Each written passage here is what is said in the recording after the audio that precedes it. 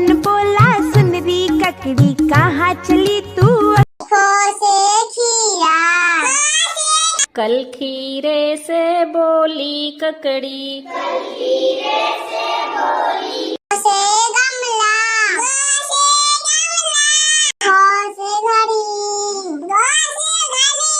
अंगो खाली,